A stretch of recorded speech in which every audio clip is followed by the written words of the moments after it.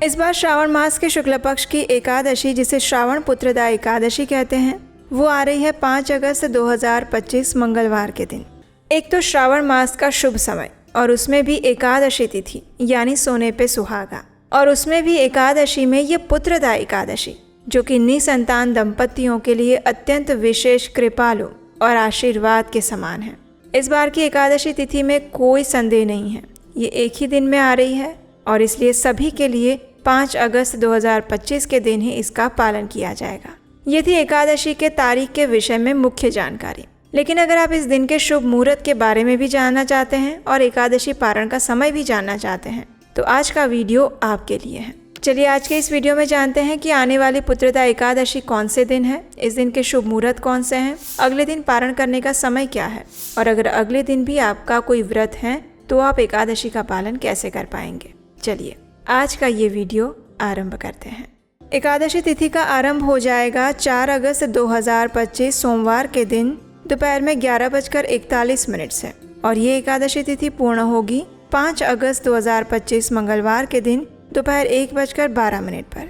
इसलिए उदया तिथि के अनुसार हम एकादशी का पालन करेंगे 5 अगस्त 2025 मंगलवार के दिन। और इस बार की एकादशी में दोपहर तक एकादशी तिथि विद्यमान है और उसके बाद द्वादशी तिथि आरंभ हो जाएगी। एकादशी के दिन प्रातः ब्रह्म मुहूर्त का समय रहेगा सुबह 4:20 से लेकर 5:02 के बीच में, और सूर्योदय होगा सुबह 5:45 पर।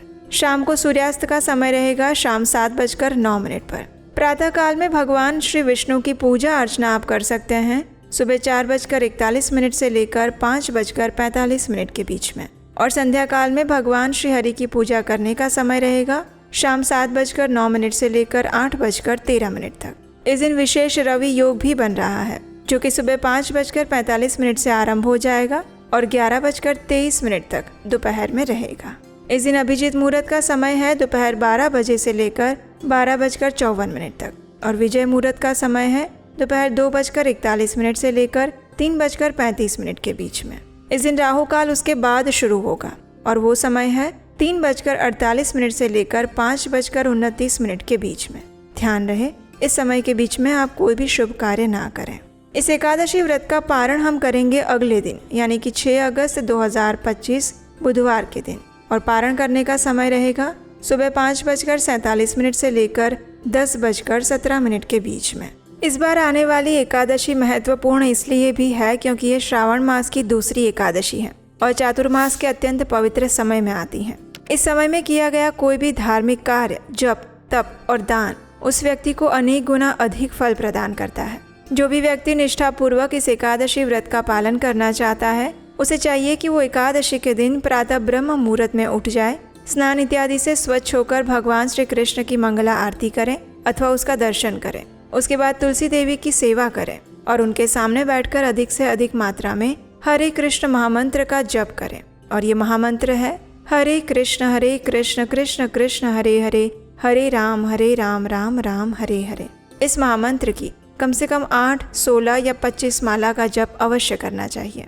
तो ये थी आने वाली पवित्रोपना एकादशी या श्रावण मास की पुत्रदा एकादशी के विषय में संपूर्ण जानकारी। हमें आशा है कि ये जानकारी आपको उपयोगी लगी होगी और आपको इससे सहायता होगी।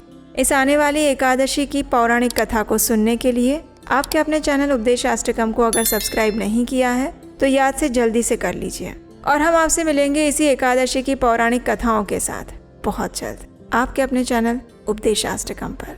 हरे कृष्णा।